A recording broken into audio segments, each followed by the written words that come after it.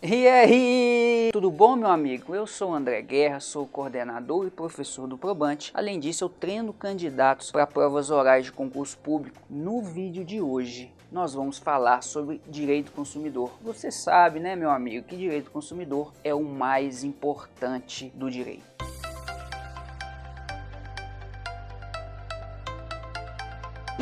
Porque você pode não trabalhar, não empregar ninguém, você não vai precisar do direito do trabalho. Você pode não ser um bandido, um Zé Droguinha, pode não ser advogado criminalista, você não mexe com o direito penal. E com o civil, você pode não fazer muitos contratos, você pode não comprar e vender nada, você consegue não utilizar o direito civil. Mas agora, o direito consumidor, você todo dia consome alguma coisa, todos os dias. Nos dias que você não consumir nada, por exemplo, se for absurdo, vamos supor que você está no meio do mato e você não tem luz, não tem água, porque isso também é do direito consumidor, e você numa oca ali, sem contato com a civilização, cai um avião em cima de você. Olha só, você é considerado consumidor equiparado. Que maravilha, hein? Que beleza!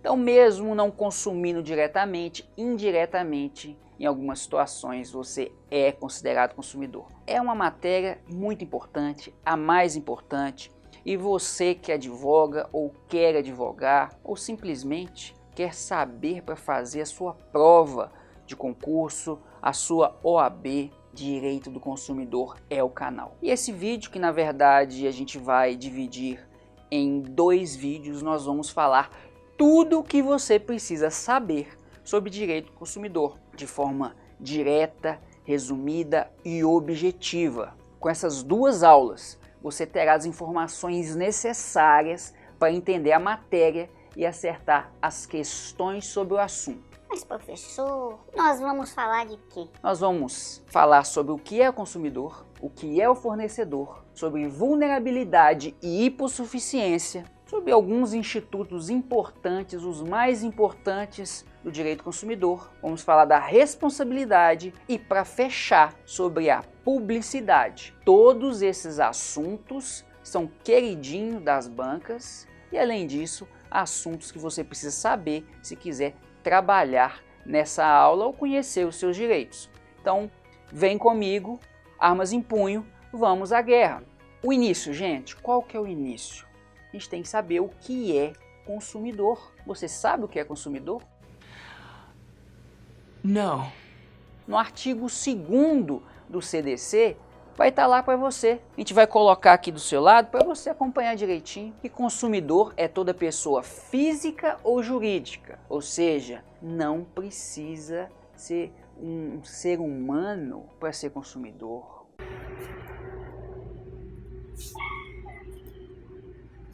Uma sociedade empresária pode ser consumidora também. E, sendo física ou jurídica, tem que adquirir ou utilizar o produto como consumidor final. Aí o conceito de consumidor standard, o consumidor comum, o consumidor normal. E aí vai estar grifado para você aqui destinatário final também, porque é um termo de grande importância. É um conceito trazido, mas que a gente fica na dúvida, o que é destinatário final? Isso é um pouco aberto, né? E por ser aberto, gente, nós temos 3 teorias só para explicar destinatário final. Como o direito é maravilhoso, né? Dá vontade de bater nos desgraçados que ficam arrumando teoria para cada palavra, não é verdade?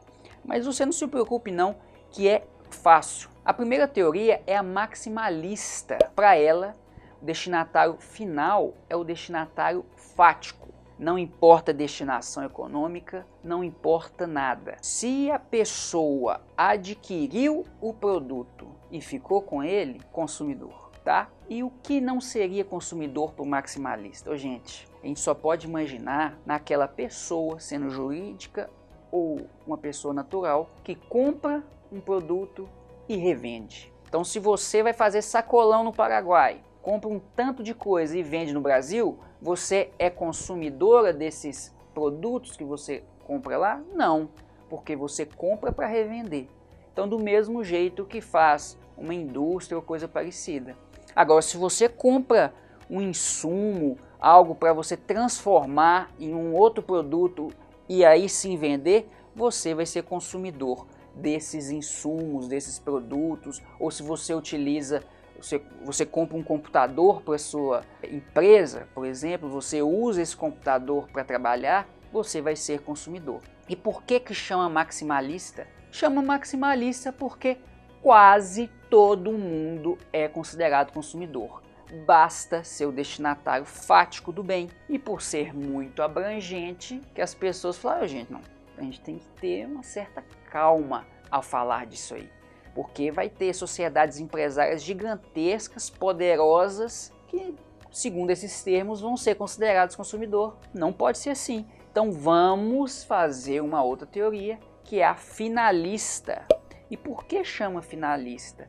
Porque foca na finalidade do bem. Se há uma destinação fática, se é aquele que adquire, ele utiliza o produto para uso próprio. Então ele tem que retirar o produto do mercado, ele é o destinatário fático, mas é o destinatário econômico também. Ele não pensa em revender, usar aquele bem como um insumo, por exemplo. Então a gente já tira todas as pessoas jurídicas, por exemplo, que compram um produto para usar na sua própria atividade. E aí outros críticos falaram, não, mas a gente vai tirar um tanto de pessoas e vamos desconsiderar como consumidoras.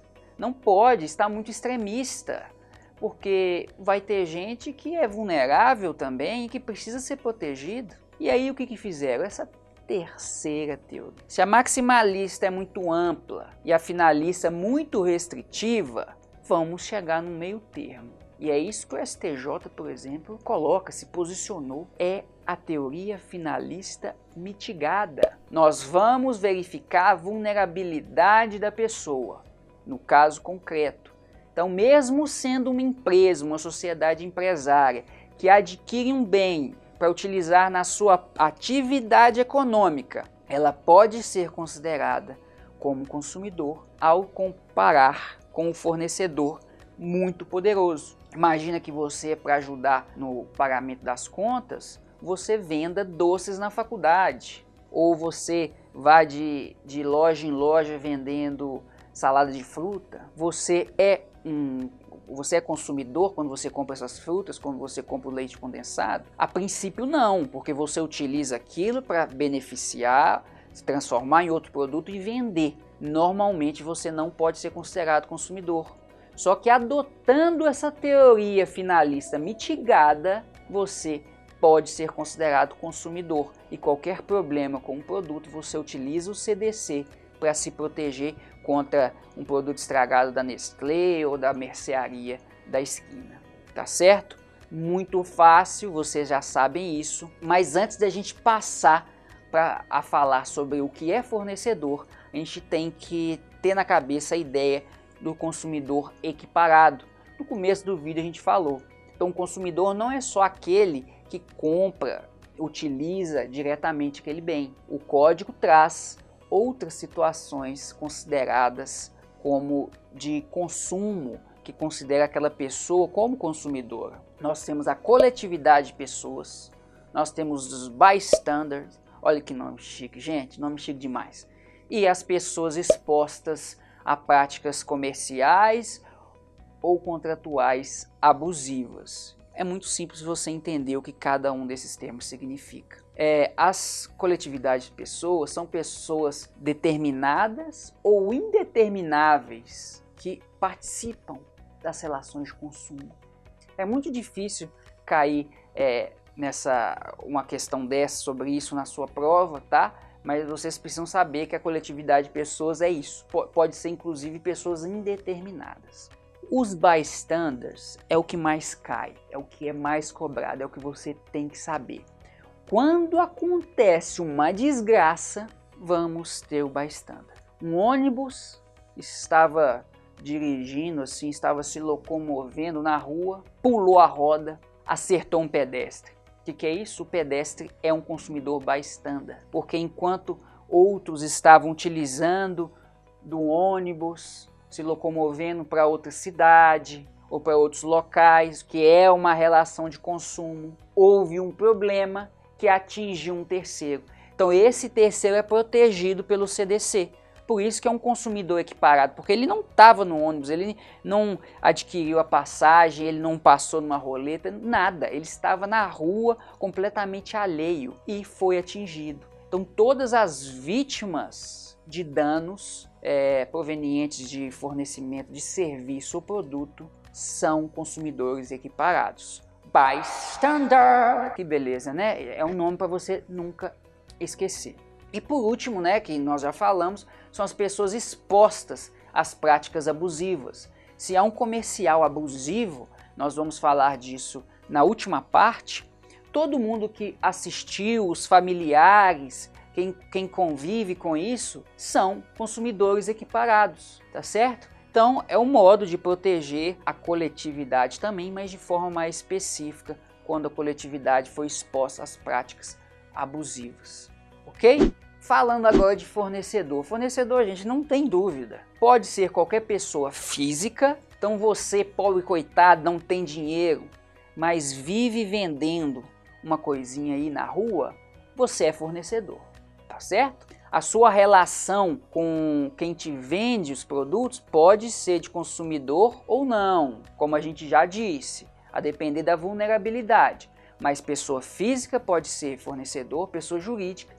Mas não só, nós temos aqui os entes despersonalizados. Um condomínio não tem personalidade jurídica, mas se o condomínio cria ali um bar, um restaurante aberto ao público, ele vai ser fornecedor, mesmo não tendo personalidade jurídica. Foquem nessa informação, não ache que tem que haver personalidade jurídica, tá certo? O CDC é muito claro. Mas além disso, para ser fornecedor, deve haver, né, gente, obviamente, o fornecimento de produtos. Mas não basta o fornecimento, tem que fornecer de forma profissional, tem que viver para aquilo ali. Se eu tenho carro e quero vender o meu carro para eu comprar um novo, eu não vou ser fornecedor. Agora, se eu todos os meses eu compro carro e vendo carro, mesmo em casa, eu faço anúncio na internet, informo meus amigos que eu estou vendendo. Se eu faço isso para adquirir renda para eu viver normalmente, atividade normal, eu serei fornecedor. E esse fornecimento de produto não precisa ser pago, não precisa ter dinheiro envolvido nisso aí. Então, quando você pega e distribui brindes, por exemplo, você vai ser fornecedor. Você está fazendo isso para a sua atividade, pensando no seu profissional, em crescer, em publicidade, em marketing, e aí você vai ser considerado fornecedor. Porém, se você fornece serviço, é preciso pagar, tá? Se você fornece um serviço gratuitamente, você não é considerado fornecedor. Isso não é uma relação prevista no CDC. Isso pode ser um trabalho voluntário, que você é uma pessoa muito boa, mas não é direito do consumidor, tá certo? E aí, aprendemos que consumidor e fornecedor são termos simples. Consumidor um pouco mais complexo, mas fornecedor simples. Agora a gente tem que entender os outros institutos que são importantes. E vamos começar sobre vulnerabilidade e hipossuficiência. Você sabe o que significa vulnerabilidade? Hipossuficiência? Mesma coisa, né? Gente, não é a mesma coisa. Tira isso da cabeça. A gente vê isso acontecer, esses erros, todos os dias. Pegando processos sobre direito do consumidor, a gente vê advogados errando, confundindo os termos. Mas você não vai errar mais não. Vem comigo aqui. Vulnerabilidade, gente, é presumido. Para ser consumidor, tem que haver vulnerabilidade. E o que é a vulnerabilidade? É uma deficiência fática se comparar o consumidor com o fornecedor. Imagina que a imagem, o consumidor fraco quase não consegue segurar aí o saco de areia e o fornecedor todo forte, todo pimpão, ali arregaçando isso e quase matando o consumidor que está ali só segurando. Porque a vida real é isso. É o fracote segurando o saco de areia para o fortão esmurrar. O fornecedor, gente, normalmente ele tem muito mais dinheiro, muito mais estrutura, advogados que constroem o contrato da forma a privilegiar esse fornecedor, a reforçar a posição contratual dele. Ele tem conhecimento total sobre o produto, os problemas do produto, os benefícios do produto. Então isso coloca o consumidor em uma posição superior. E para equilibrar isso é que há o CDC. Mas só existe esse CDC porque a relação é muito complicada. Se a relação é equilibrada, a gente não precisa aplicar o CDC, a gente aplica o direito civil, porque as duas partes igualitárias conseguem conversar, conseguem entender os problemas, os benefícios daquele contrato, daquela relação, e uma parte que achar que aquilo ali está complicado, fala assim, não vou fazer o contrato, vou procurar uma outra pessoa. Mas numa relação de consumo é difícil. O consumidor ele precisa, por exemplo, adquirir uma televisão nova e ele quer comprar essa televisão nova, ele precisa de comprar alguma televisão. E aí se ele compra uma televisão e dá um problema, ele vai brigar com quem? Vai brigar de igual para igual? Não tem jeito. Para equilibrar isso, CDC. Então a vulnerabilidade parte desse princípio. Ela é presumida para os consumidores, pessoas físicas. Para as pessoas jurídicas, elas devem comprovar que elas são vulneráveis no caso concreto. Se elas conseguirem comprovar essa vulnerabilidade, aí que se aplica o CDC. Não se comprovando a vulnerabilidade, é direito civil, ok?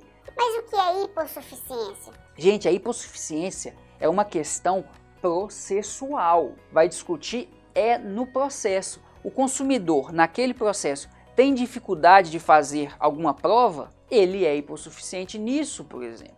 Agora, pode ser que o consumidor não seja hipossuficiente no caso concreto, porque as provas que ele deseja fazer são documentais, ele tem todos os documentos. Então a gente não há que se falar de hipossuficiência, mesmo havendo a vulnerabilidade, tá certo? São termos diferentes, em grande parte das situações eles vão caminhar junto, mas não é regra haver a hipossuficiência. E para haver hipossuficiência, só dentro de um contexto processual, ok? Avancemos, pessoal. Vamos continuar falando de outros institutos. E tem gente que adora falar sobre o recebimento em dobro. Você sabe que você tem direito a receber algumas quantias em dobro se você paga de modo equivocado, né? Mas tem muita gente que erra, achando que é automático, que se a empresa me cobrou R$1.000 e eu não devo R$1.000, então ela deve me pagar R$2.000. Que absurdo que é esse, fazendo algo nesse sentido contra um consumidor tão bonito? Não, mas calma lá, tem requisito, né, gente? Não é assim tão esculhambado. Então vem comigo aqui. Os requisitos da repetição em dobro tá aí na tela. A cobrança tem que ser indevida. Então pega aquele caso que eu falei. Me cobrou R$1.000, mas eu não devo R$1.000. A cobrança é indevida? É. Então eu vou receber R$2.000? Calma, vamos ver os outros requisitos. Efetivo pagamento. Eu paguei os R$1.000? Não paguei, eu só recebi e tô cobrando. Então você não vai receber os R$2.000. Ah não, então eu vou pagar. Aí você pagou R$1.000. Vai receber R$2.000? Calma lá. Tem mais um requisito. Essa cobrança não pode ser justificável. O fornecedor tem que estar cobrando de má fé. Sabe que não seria devido e está cobrando da mesma forma. Então, se há um contrato ali e poderia ser cobrado R$1.000 em um determinado caso e foi cobrado, mesmo que de forma errônea, isso aí não dá a repetição em dobro. Você vai receber os R$1.000 de volta, é claro, mas não receberia os R$2.000, por exemplo, tá certo? Então precisa de ter esses 3 requisitos de forma conjunta, tá, gente? Tem que ser os 3 juntinhos. Se faltar um, não vale a repetição em dobro, ok? Não tem dúvida nisso, isso é muito fácil, você não pode esquecer isso.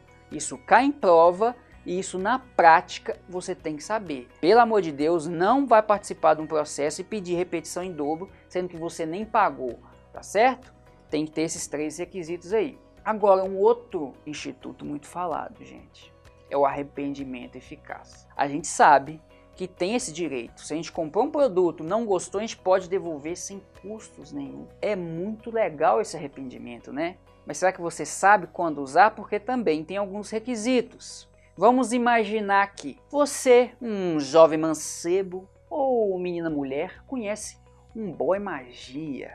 Olha que maravilhoso. Mas depois você acaba descobrindo que esse boy magia, na verdade, é um boy lixo. Não seria melhor voltar no tempo, no momento anterior em que você conheceu essa pessoa, para te poupar de tanto ódio guardado, de uma discórdia que você vai carregar pro resto da vida?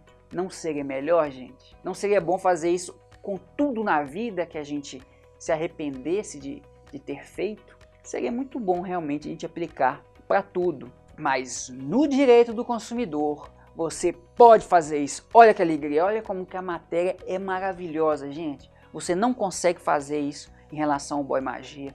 Você não consegue fazer isso se você foi no cabeleireiro, fez aquele penteado, pagou R$300 e ficou uma merda. E você, puta que pariu, o que eu fiz com o meu cabelo? Quero voltar atrás, não tem jeito. Mas com o direito do consumidor, tem jeito. Que beleza! O consumidor pode devolver o produto ou serviço e receber o valor pago como se nada tivesse acontecido. E para isso, vocês têm que saber os requisitos. Primeiramente, não exige motivação. Você simplesmente pode falar, não quero mais, não gostei, comprei uma blusa amarela, mas eu vi que o vermelho é o que eu preciso segundo o meu horóscopo do dia, então eu quero trocar, não quero mais. Você pode ter usado e não gostado, não importa, não precisa motivar, não precisa falar com o fornecedor por que você não quer, ok? O fornecedor vai ter que devolver tudo, gente. Inclusive, você vai enviar pelo correio esse produto e o fornecedor quem vai pagar o envio. E vai estornar o dinheiro corrigido ainda, tudo atualizado, não é maravilhoso? Mas aí tem os requisitos. E quais são os requisitos? Mais uma vez, nosso grande editor, nosso mestre, está mostrando aí para vocês os requisitos para o arrependimento. Olha, tem até 7 dias para você se arrepender. Ah, professor, mas eu já comprei num lugar que fala que é 15 dias. No Probante, se você comprar o curso, que eu tenho certeza que você vai comprar, você tem 15 dias para isso. Então o fornecedor pode aumentar de 7 dias para 1 milhão de dias. Ele pode fazer isso. O que ele não pode é reduzir de 7 para 6, para 1 dia. Isso não pode ser feito. Então você tem 7 dias para se arrepender. A contar do quê? Da assinatura do contrato, se for um serviço, por exemplo, aí, ou do recebimento do produto. O que for feito. Você recebendo aquele material, começa a contar. Enquanto você não receber, você não tiver o contato, né? Os motivos para se arrepender, para avaliar, aquilo ali não começa a ser contabilizado o termo inicial, ok? E você precisa adquirir fora do estabelecimento. Você não pode olhar e analisar o produto. Se você vai numa loja e compra a blusa amarela, você sabe que ela é amarela, você viu, você pôde vestir, experimentar, levou. Não tem direito a arrependimento conforme a obrigatoriedade da lei, tá? Se a loja quiser trocar, não tem problema, mas segundo a lei não é necessário. Agora, se você compra essa mesma blusa amarela pela internet, pode chegar num tamanho totalmente diferente, não servir em você, você não gostar do tecido, você pode devolver. Isso vale também para vendas no seu domicílio. Então você está comprando Avon, Jequiti, que você vê pela revista lá, você não está vendo o produto, como é que ele funciona, se ele é bom, se ele não é. Então isso tudo te deixa desistir. Os requisitos são facílimos, viu, gente? O prazo e desde que seja fora do estabelecimento e que você entenda que esse fora de estabelecimento significa por telefone também, no seu domicílio de porta em porta, ok? Você está conseguindo acompanhar? O direito do consumidor é muito fácil, né, gente? Mesmo que você tivesse alguma dúvida sobre o assunto, eu tenho certeza que agora você não tem mais. Você vai, se você estiver fazendo OAB, você vai acertar 2 questões na prova.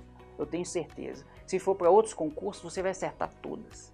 E se você está aprendendo sobre direito do consumidor para atuar na área, acabaram suas dúvidas. Mas o conteúdo ainda não terminou. Nós terminamos agora a nossa primeira aula, mas na próxima vamos continuar falando sobre temas muito importantes. Surgiu alguma dúvida? Tal coisa, será que é assim? Como é que é? Mande uma mensagem para a gente. Tá aí os nossos contatos aparecendo na tela. Não deixe de enviar mensagem para nós. Um grande abraço, eu sou o André. Guerra nas provas e paz nos estudos, meus amigos. Até a próxima. Te espero em breve.